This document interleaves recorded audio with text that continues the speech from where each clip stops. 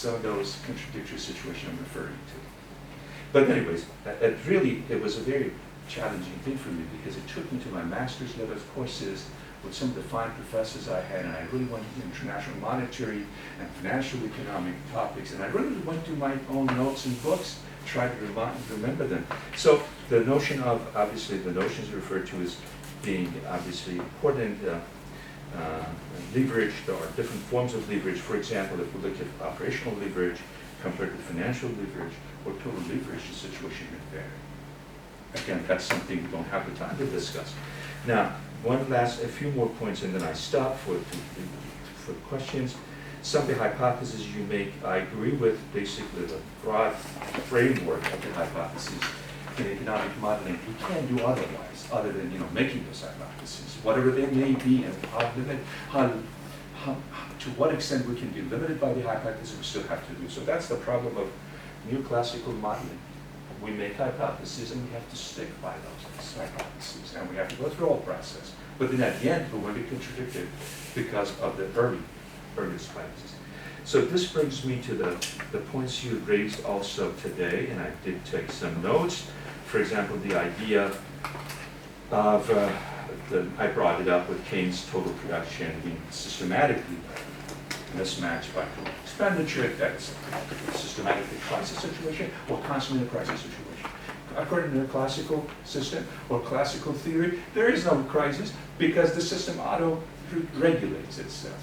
And that's what has driven us toward what we call efficient market algorithms and those stuff that we have studied in the finance side.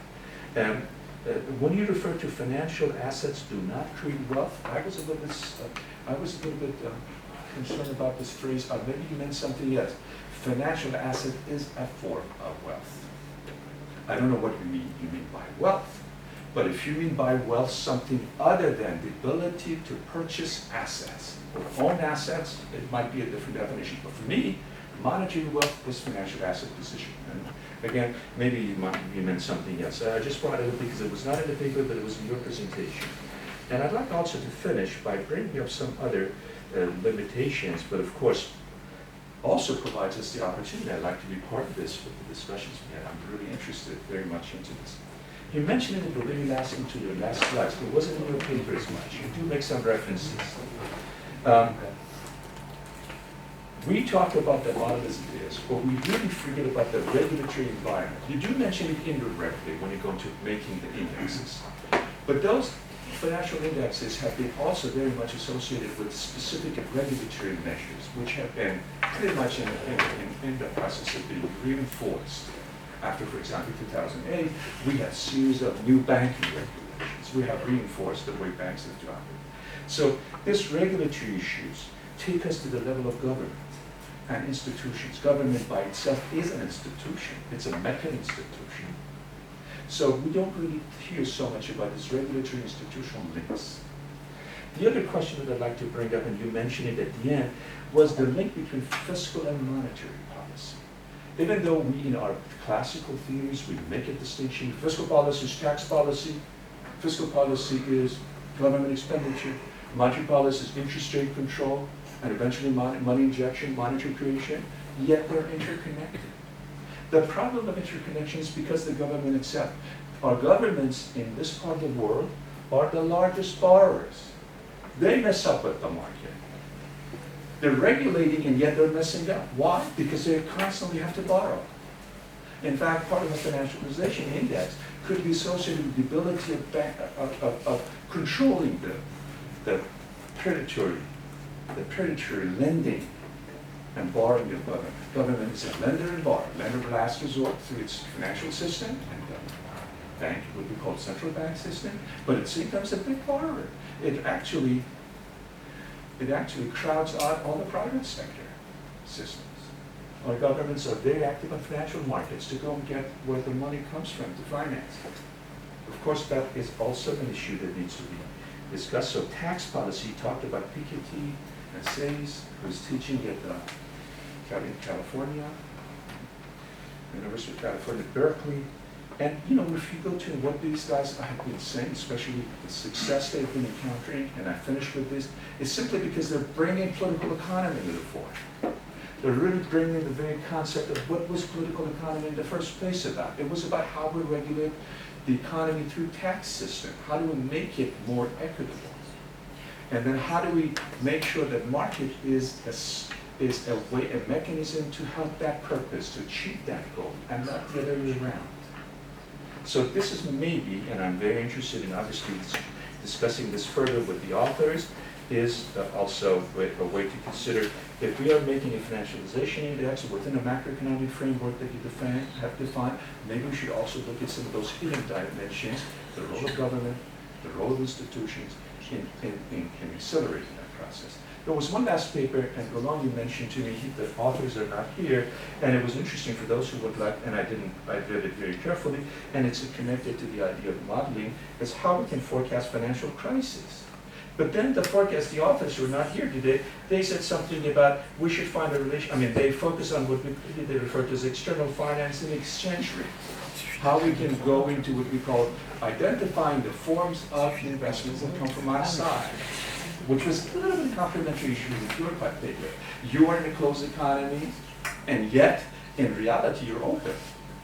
Because your financial flow is not necessarily locally or nationally defined within the national. And these guys are talking about, the other paper is talking about how we can find a match between external finance, and of course they're saying that if they make proposals, if exchange rate is stable, and we have FDI rather than financial portfolio investment, then we can pretty much do away with crisis. But again, all these things fall within what I call a new classical frame of thinking.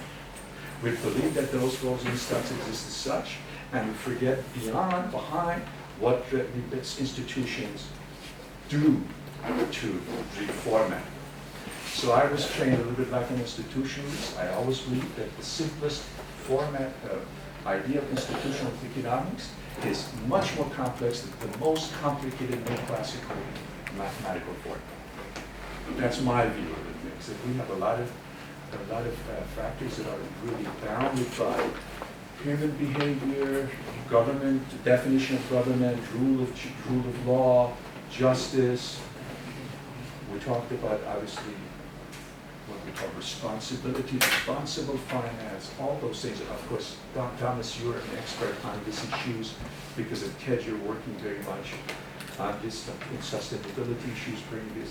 So I think these are some of the things. Thank you so much. I probably took more than maybe 5 more minutes, but it was very, very I would say it was very stimulating for me. It took me into thinking and going through this, and you have really opened new venues. And of course with you also, I learned a lot about how we can look at the literature, and eventually we have to establish a core literature, what that could be. But then it depends on the way you use your analysis, technical analysis, statistical analysis, factor analysis to build the vector, which I call the core vector. If the core vector is this type of literature, then around that we could probably jump. In other words, the things you did could eventually be repositioned in space. Thank you so much. Okay, thank you very much. Thanks for that is very detailed, very helpful, and insightful, constructive comments for our 2 presentations.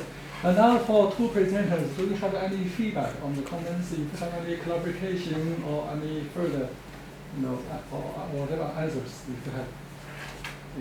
I did not ask specific questions because I think your papers are very well defined, well written, well presented. Of course, questions might come eventually from them. Yeah, well, thanks, Mark.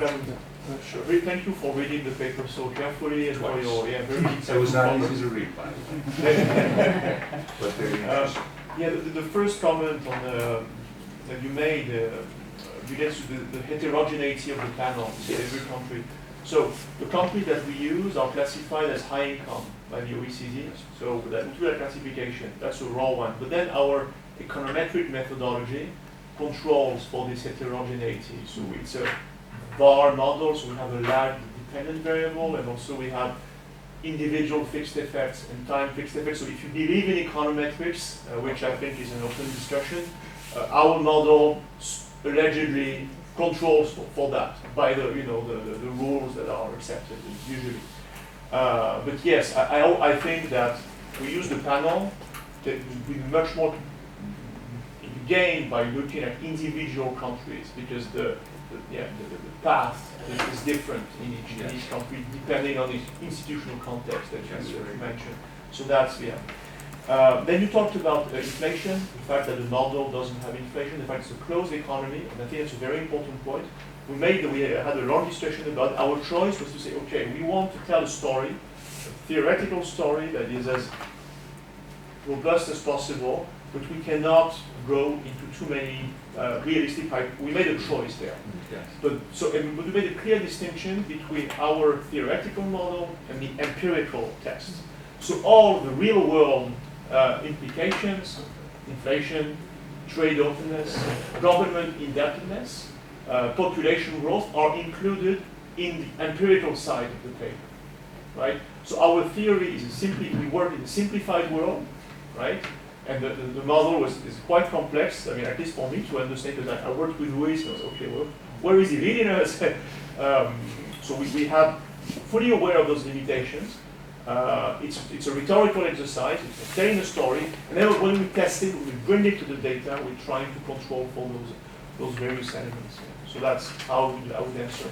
And then all the other comments that you made, the role of government, the role of monitoring fiscal policy, the issue of defining new ratios, that's absolutely on our research agenda. So thanks for the suggestions. All right, thank you. Okay, now we move on to discussion sessions. If you have any questions or any comments, you can provide. That would be very, very good. Okay. I have a question to Lewis or Thomas. Yes. You mentioned about regulating loans, and you've heard about the doom loop, about banks lending to other banks, just blowing up the financial system, and you suggested banking needs reforming. Might you consider that it's not banks that need reforming, but the nature of money, and that money is too complex, it tries to do too many functions which are in conflict with each other, being a medium of exchange, which Keynes said it should only be, but it's also used as a unit of value and a store of value. So I'm suggesting we should not have money. Financialization is created by money being a store of value, which comes to your question, yes, exactly. What is a financial asset? And because money's not connected to reality in any way. There's a huge bubble that's going to burst one day. It's like the Soviet Union. You look down and see it has no credibility. That you need real things that sustain life on the planet. And the concept of economic value has no utility if there's no humans on the planet. So how to define value? And I'm suggesting it on sustainability of supporting humans on the planet in each bioregion, because each bioregion has different benign renewable energy to support humanity. So I'm been promoting the idea of sustainability index. So, but my question in a nutshell is, shouldn't we be looking at reforming the nature of money rather than the banks? Well, I think it's a very good question. And banks actually create money on a daily basis. Yeah, but it pays interest too. Where the money goes, there the future goes. So there's a sustainability crisis. So we really need to think about those issues. In the paper, in one of the policy recommendations, we mentioned a higher inflation target, 4%. I think 2%, which is the actual one, if we implemented it correctly, might be a good start. I'm a big fan of Silvio Gesell. So am I. That's what I'm suggesting. Right? So the idea is that money has a store of value. There's an asymmetry between in a transaction where someone holds the money, because you can hoard money. It should be a negative interest rate, which is self-terminating money, yes. And it's no longer a store of value. So I'm promoting. And one way to do that, we approach this in the paper by talking about the higher inflation target. But I do agree that we need to go further and support monetary innovations and even a more radical reform of the monetary system. This is beyond the scope of the paper, but I really appreciate what you're saying, because I think the same way. Okay. So do you agree too, though? I agree. Okay. When writing the conclusions, we talked about what should we include in there, and so that was one of the parts. And it's outside the scope of your paper, but I'm just saying, you don't want to go promote bank reform, anybody want to reform the nature of money like gazelles. So, and I'm saying we should, all money should be gazillion money. And that can be issued by governments, not central banks. Yeah. Thank you. I did not read your paper, but a question about interest rate. Is it exogenous or is it endogenous? There is a behavioral equation for the interest rate. Okay, so you endogenize it. We endogenize it, yes. So what, have you explored the possibility of getting into a negative territory, and what would it give to you? How would your model behave then? The model is run for a certain number of periods for which we have realistic results. We do not show the full sample of the simulation simply because our model is not stable by itself. We base our logic on Minsky's financial fragility hypothesis, and we recognize that any system is not stable by nature. And as a consequence, our model does not reach a steady state. So it's different from other models that is focused on that. And as a consequence, the interest rate, it's only during the for the simulation period, it's positive. We did not explore the option where it could be negative, simply because interest rates, nominal interest rates, are, in my opinion, hard to come by in a negative territory, but real interest rates, they do. But we do not include prices. As a consequence, we cannot analyze the real interest rate. So we did not. Okay, any more questions? The question of endogeneity of interest rates and money is a good one, because so this is a post-Keynesian paper, but when we submitted to a post-Keynesian journal, the answer it was not post-Keynesian enough because money was not fully endogenous. Then we submitted to a mainstream journal. They told us, well, actually your model is it's an accounting model, it's a hydraulic model, I don't believe in it, so we got a desk rejection. And so in the end we submitted to a purely economic modeling journal where they didn't care about the theory, but just looked at the equations. And we were fine. That's the story of the paper. Okay, any more questions? I have a question for Erdan. And your presentation, I like your data. Your systematic literature review, that's very good. And your analysis also very nice. My question here is that what conclusion you could draw from your research findings analysis? Because I didn't see from your presentation, I didn't see your conclusion. What exactly it is? Yeah, I mean, it's actually still open to discussion, because there is a question if it is just a kind of studies emerging.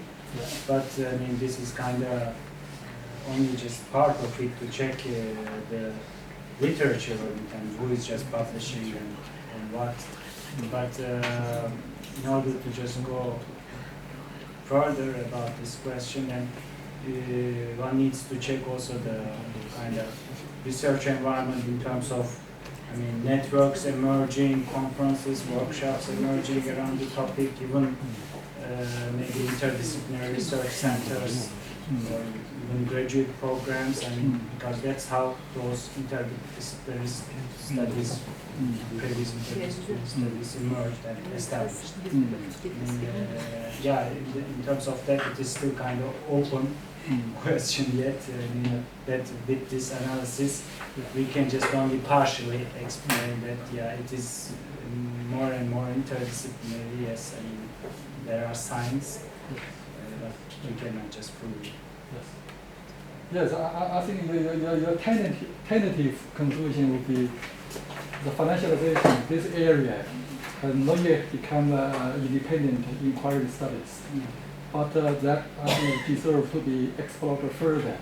I would fully agree, and financialization is a very, very important topic, particularly, for example, regarding my particular area. I think securitization would be more important, because in the last financial crisis and the huge financial derivatives, particularly the mortgage-backed securities, that created the huge bubbles for the property markets.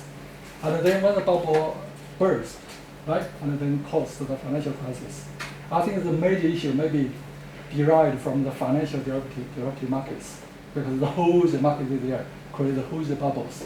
That's one particular area we need to further explore.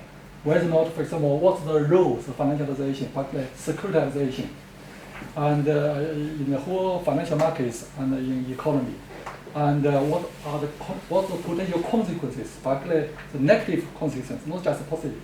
The negative consequences could be from the financial derivative markets, from the financialization and the securitization, and what particularly the tools, instruments we should use, and have a much better future for the financial markets or for the whole economy. And all those topics, I think, are very important. We need to discuss, we need to explore those further. And I think in the future, financialization, all those major topics and all those areas, I think, deserve to be independent inquiry studies in the future. So that's my own opinion. All right, okay, so any more questions? Right, okay, thanks so much. Just for a little information. Yes. When we got Lazonic work Yes. on about the literature, this work of Lazonic was for large part done by Erden. Il était trop prudent. Yeah. We welcome everybody to study this particular topic of financialization in the future. And I'm working for a research center at Elizabeth University. Our research center have several publication outlets. We have a journal called the Journal of Global Responsibility. We publish all those journal papers in the related area, including those responsibility of financialization, right, regarding the corporate social responsibility and the responsibility of banks, for example, and also global responsibility, also wide areas. We publish the papers. And we publish 4 issues every year for the journal. And I'm associated for this journal. From next year, I'll be editor-in-chief for this journal. So we have very good publication outlets for all those papers. So we welcome you to send your papers for the journal. And also we have 2 book series. And one book series is called Critical Studies on Governance and Responsibility and Sustainability. That is published by Emerald. It's a very famous publisher, English publisher in the management area. And I'm an editor for the book series, and we already published 12 books, so we will publish more. So if you have any edited books or any author books, and we welcome your submissions for publications. And also we have another book series on responsibility and leadership and global responsibility, published by Pearl Grafe, so another leading publishers in social sciences. And we already published 5 books, so we have more because it's a new book series. Only studied within the last 4 years. So we'll publish more. So if you have any edited books or author books, we have 2 book series we can publish. We can accommodate all those books, edited books or author books. And also I'm associate editor for a journal called Pearl Grafe Communications. That is a multi-disciplinary journals, publishing all those major topics in humanity and social sciences. I'm associate editor for the business management sector. So if you have any paper, it's an open access journal. And if you publish the papers in the journal, so be open to all those readers. They can download freely. So it's very easy to be cited by others, to be used by others. Of course, when you publish the paper, you need to pay. You need to pay a little bit money for this one. However, if you don't have money, maybe there's a policy for waiving your fees. In special circumstances. Right, so we have many publication outlets for all of you. If you like to explore those related topics further, welcome your papers, books. Right, thank you so much. Thank you very much for this very interesting session and challenging topic. Could you just please send me your presentations so as I can forward to people? Thanks to William. Thanks for your proposal. Thanks to Sharon. Very good. And let's have lunch before there is nothing to eat in the morning.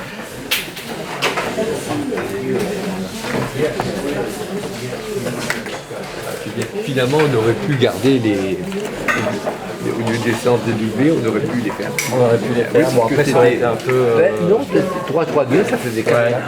Mais Bon, c'est c'est les effets d'apprentissage. Ah non, mais en plus, on peut voir le,